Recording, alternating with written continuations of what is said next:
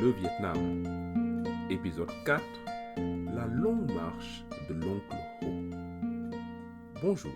Nous nous étions arrêtés la dernière fois en 1930. Et 1930 est une date importante entre la conquête et la fin de l'Indochine. Pour rappel, après la conquête française, les premiers à se soulever avaient été les mandarins de l'ancien pouvoir royal, vite matés par les Français. Ensuite, avec la figure des deux fans au début du XXe siècle, les nationalistes ont tenté de refonder le pays en prenant exemple sur la modernité japonaise pour les uns, française pour les autres. Mais ces aspirations sont éteintes par le pouvoir colonial. Ce qui contribue, à partir des années 20, à radicaliser les jeunes avec les figures de Nguyen An Ninh et de Nguyen Tai Hoc, le fondateur du VNQDD, responsable de la mutinerie de Yen Bai. Après 1930, les nationalistes non communistes sont tous en exil ou en prison, comme Ninh, et ne parlons pas des constitutionnalistes et des royalistes qui ont préféré l'ordre colonial au désordre. 1930 marque aussi la répression de grandes révoltes paysannes d'inspiration communiste. Et aujourd'hui, on va parler communisme. Mais pour cela, il faut d'abord qu'on fasse un bond en arrière de 11 ans et évoquer des événements qu'il était trop difficile de couvrir la dernière fois avec tout ce qui se passait. Juin 1919 donc. À ce moment, tous les dirigeants du monde sautent au congrès de Versailles pour décider de l'après-Première Guerre mondiale. Et la star de ce congrès, c'est le président américain Wilson, avec ses 14 points qui promettent l'autodétermination à tous les nationalistes. Eh bien, c'est M. Wilson qui est venu rencontrer un jeune asiatique endimanché, un peu bizarre, engoncé dans une jaquette trop large pour lui, une jaquette qu'il a louée le matin même pour l'occasion. Ce jeune asiatique est armé de manifestes titrés « Les revendications du peuple annamite ». Et ce manifeste est signé Nguyen Ai Quoc, c'est-à-dire Nguyen le patriote. Qu'est-ce qu'il y a dans ce manifeste? Il y a 8 demandes, parmi lesquelles la représentation des Annamites au Parlement français, la liberté de la presse et d'association en Indochine, la liberté de circulation et d'émigration, l'établissement d'un état de droit, etc. Autant vous le dire tout de suite, le futur Ho Chi Minh, car c'est de lui dont il s'agit, ne rencontrera pas Wilson et ses revendications finissent sûrement dans la corbeille à papier de quelques diplomates subalternes. Qui est-il, le futur Ho Chi Minh? Eh bien, il est né Nguyen Sin Kung, mais j'ai vu aussi Nguyen Tat Tan. Qui sait? Pour quelqu'un qui a eu 70 pseudonymes pendant sa vie, qu'est-ce que c'est le nom? Il est né donc en 1890. C'est le fils d'un haut mandarin et il commence sa formation dans les pas de son père. C'est-à-dire qu'il suit un apprentissage traditionnel basé sur l'enseignement des caractères sino-vietnamiens. Mais il obtient aussi le certificat d'études primaires franco-indigènes. Cependant, son père tombe en disgrâce en 1909. Et là aussi, les raisons ne sont pas claires. J'ai lu dans certains livres que le père est dégradé de sa fonction par le pouvoir colonial. Et dans une autre version, il aurait commis un meurtre sous l'emprise de l'alcool. Quoi qu'il en soit, la déchéance du père obscurcit les horizons du fils. Ho Chi Minh, et on va l'appeler comme ça dès maintenant pour simplifier, même si on est d'accord, il n'est pas encore Ho Chi Minh en 1909. Ho Chi Minh part donc pour Saigon à 19 ans, trouve un job de cuisinier sur un bateau et prend la mer. Direction Marseille. Et c'est à Marseille, puis à Londres et à New York, au contact des marins de tous les pays du monde, qu'il commence à se faire un réseau, à échanger avec des ressortissants de tous horizons. Après la Première Guerre mondiale, Ho Chi Minh s'installe à Paris. Elle se lie d'amitié avec 4 autres compatriotes, parmi lesquels notre ami Nin et le doyen Phan Chu Trinh. Vous vous rappelez, Saro, le gouverneur général, avait envoyé cet agitateur de Trinh à Paris pour l'éloigner de l'Indochine. Eh bien, au contact de Trinh et des autres compatriotes, Ho Chi Minh élargit ses horizons et commence à écrire des articles sur la refondation de son pays, sous le patronage bien sûr de Trinh, qui fait un peu office de mentor du groupe. C'est lui, Trinh, le leader du petit groupe, qui se baptise le groupe des patriotes annamites ou Nguyen Ai Quoc. Ce surnom désigne d'abord le groupe des signataires des revendications du peuple annamite. Mais Ho Chi Minh, à l'époque, le reprend à son propre compte et le gardera jusqu'en 1945. Donc c'est lui qui loue la jaquette et c'est lui qui délivre les revendications du peuple annamite à Versailles. Qu'est-ce qu'il y a dans ces revendications? Ce qu'on remarque, c'est qu'au contraire des autres délégations qui présentent des revendications à l'époque, par exemple les Coréens ou l'émir Khaled, qui écrit aussi à Wilson, il n'y a rien de flamboyant, encore moins de révolutionnaire dans les revendications annamites. On n'y parle même pas d'indépendance. Non. En juin 1919, ces revendications sont d'essence réformiste. Elles se contentent de réclamer des droits élémentaires. Et on peut voir là que Ho Chi Minh était encore en 1919 sur la même ligne que Phan Chu Trinh. Il était à l'époque ce que l'historien américain Logval appelle un anticolonialiste francophile. Mais cela va changer.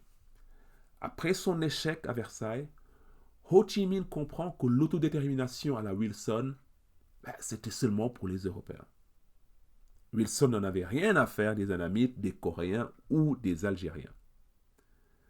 Aucune délégation de Versailles ne daigne répondre aux revendications. Et aucun journal français ne signale ce texte, sauf, et c'est important, l'Humanité du socialiste Jaurès. Ho Chi Minh va donc s'éloigner de Trinh et il va découvrir le marxisme à Paris, comme le font les futurs dirigeants chinois Chou En-lai ou Deng Xiaoping, qui sont à l'époque étudiants à Paris aussi. Ho Chi Minh adhère à la SFIO, la section française de l'Internationale ouvrière, et avec la découverte des thèses de Lénine sur la question coloniale, il trouve un cadre idéologique à sa lutte et il amorce là son virage socialiste. Il participe au fameux congrès de Tours de 1920 qui acte la scission entre les socialistes et les communistes français et il soutient l'adhésion à l'Internationale communiste et devient ainsi l'un des fondateurs du Parti communiste français. Mais Ho Chi Minh déchante très vite quand il se rend compte que la lutte anticoloniale n'est pas la priorité de ces messieurs du PCF. Il se rend donc à Moscou en 1923, en partie pour demander au Comintern, c'est-à-dire l'Internationale communiste, de pousser le Parti communiste français à adopter une posture plus agressive sur le colonialisme. À Moscou, il a juste le temps de découvrir les joies de l'hiver russe et de voir Lénine mourir, avant d'être envoyé par le Comintern à Canton en 1925. Et c'est là, à Canton, en Chine, qu'il fonde la jeunesse révolutionnaire vietnamienne. Et il attire vers lui, entre 1925 et 1927, de nombreux jeunes Vietnamiens, les mêmes radicalisés par Ninh, dont on a parlé à l'épisode précédent. Il les attire vers lui à Canton. Par exemple, Pham Van Dong, futur représentant du Vietnam à la conférence de Fontainebleau, rejoint la jeunesse révolutionnaire à l'époque. Mais la jeunesse révolutionnaire n'est à ce moment-là qu'un groupe communiste parmi d'autres. Il y a beaucoup de petits groupes communistes autonomes à l'intérieur même de l'Indochine. Et on remarque à l'époque que le trotskisme s'est aussi implanté autour de Saigon.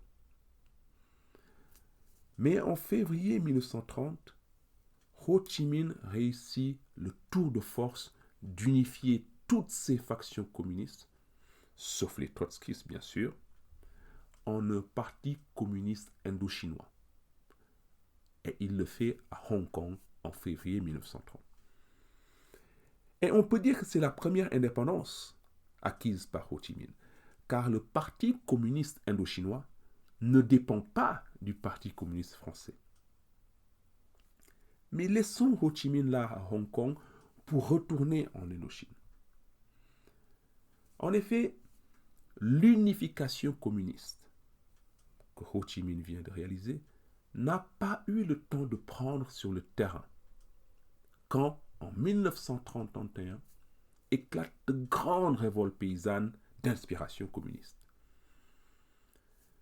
À la base de ces révoltes, il y a l'inégalité foncière. Juste un exemple. Dans le delta du Mekong, en 1938, 12% seulement des terres sont occupées par de petits propriétaires. Le reste, 88%, est exploité par les grands propriétaires blancs ou de la bourgeoisie vietnamienne. Par conséquent, le mouvement de contestation part de petites revendications, la réduction des loyers par exemple, mais il dégénère très vite en liquidation et en redistribution des terres manu militari.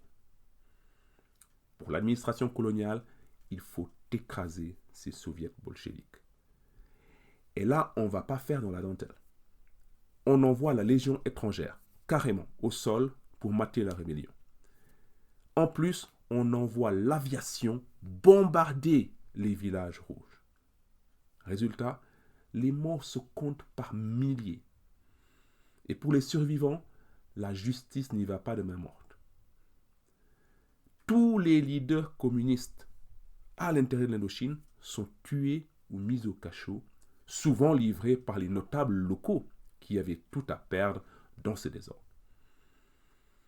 Du coup, quand le gouverneur général Pasquier déclare en 1931, je cite, « En tant que force agissante contre l'ordre public, le communisme a disparu. » Fin de citation.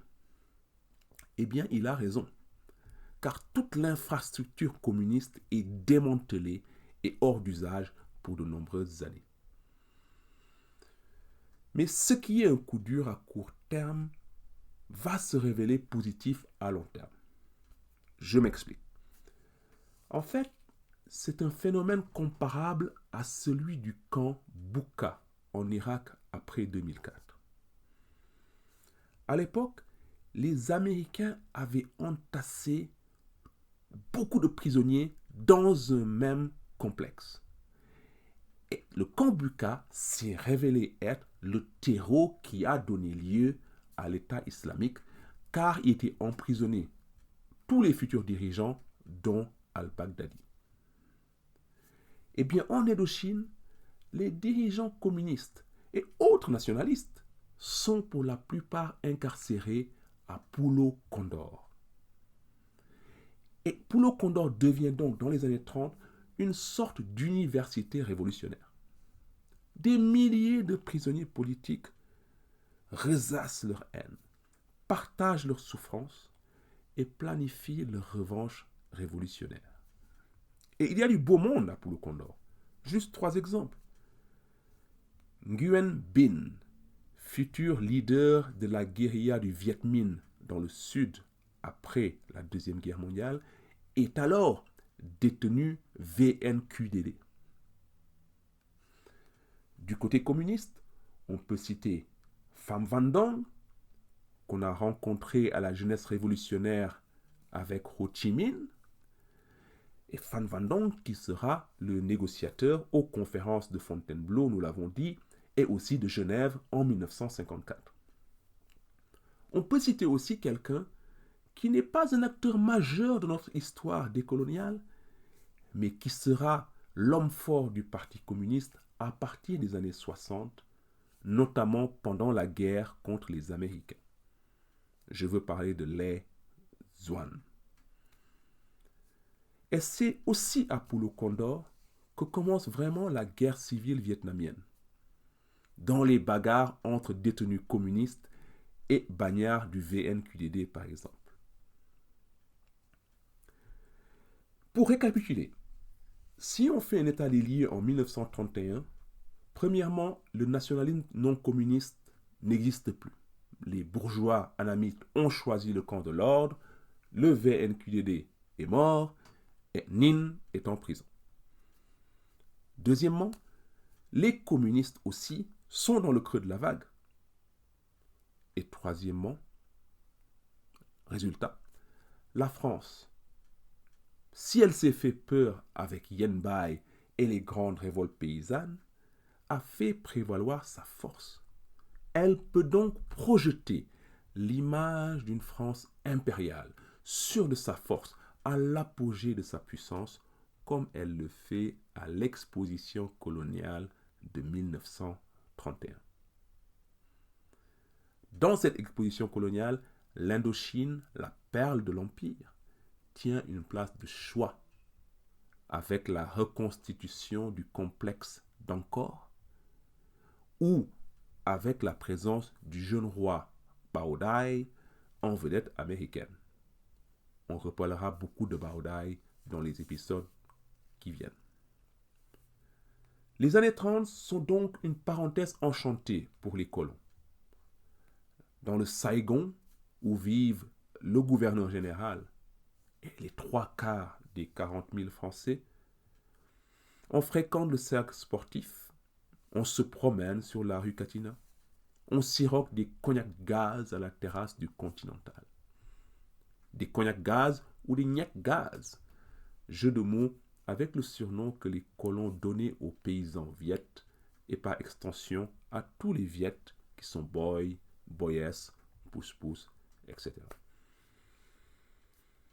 La France est tellement sûre d'elle qu'elle refuse d'un bloc les demandes de réforme du nouveau roi Bảo Đại.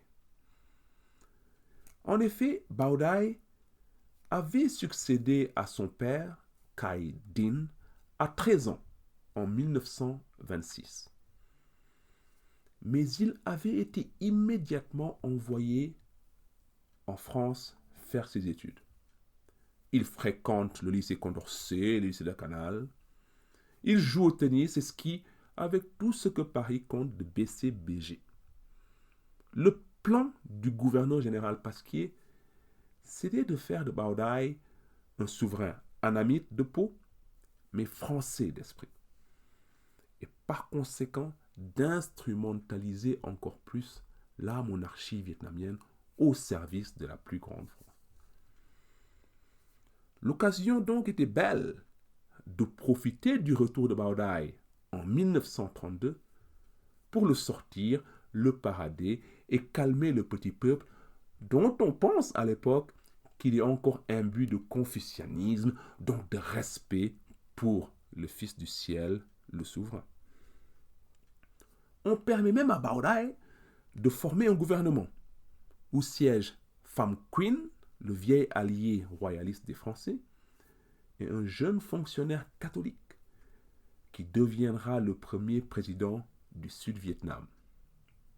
Ceux et celles d'entre vous qui ont déjà commencé à lire le module Sud-Vietnam auront reconnu Ngo Dinh Diem. Mais Bao Dai surprend les autorités coloniales en réclamant aussi une constitution pour son royaume au sein de la Fédération indo-chinoise.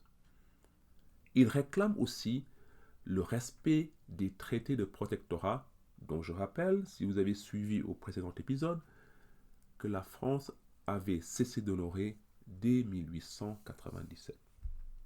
Et là, fin de non-recevoir de Pasquier.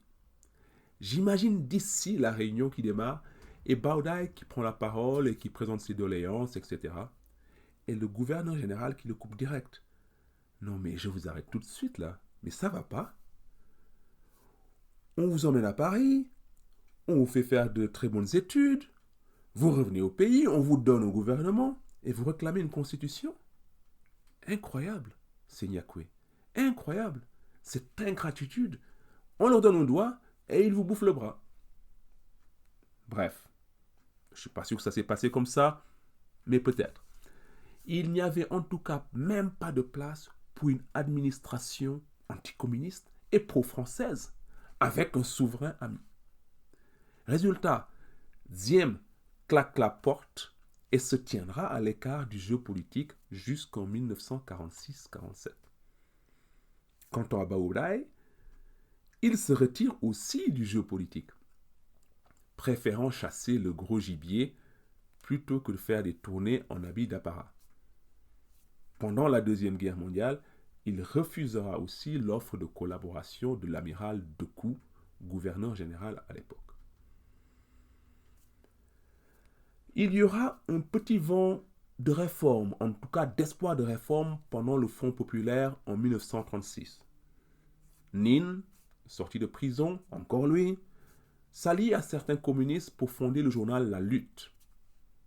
Mais cet espoir sera de courte durée car le Front populaire va tout stopper net et va même jeter cet agitateur de Nin en prison où il mourra en 1943. Seul donc un événement extérieur était en mesure d'ébranler l'édifice colonial. Et cet événement, bien sûr, c'est la Deuxième Guerre mondiale.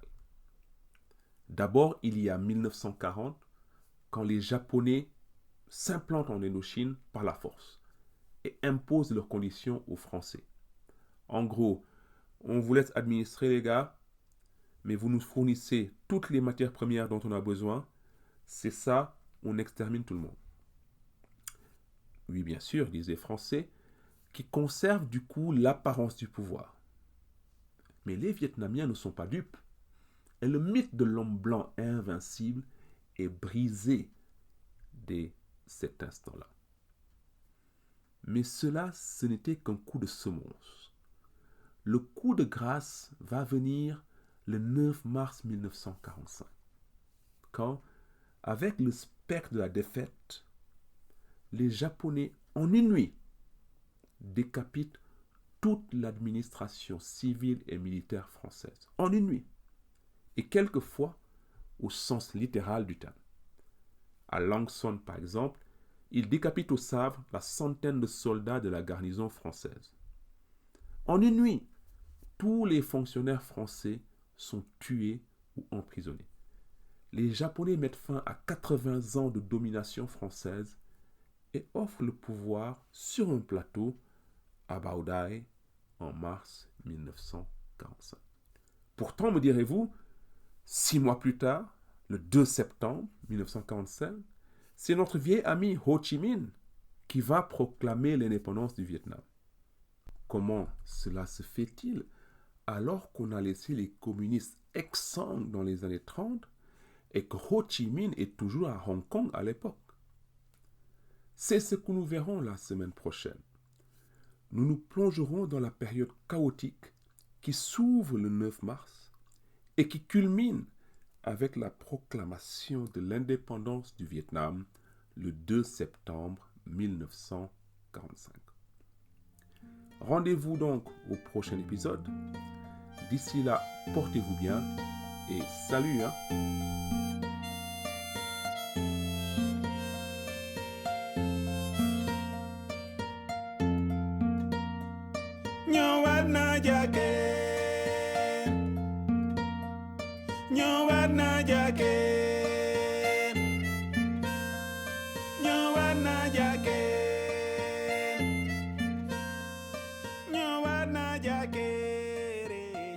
Namunya, nyawale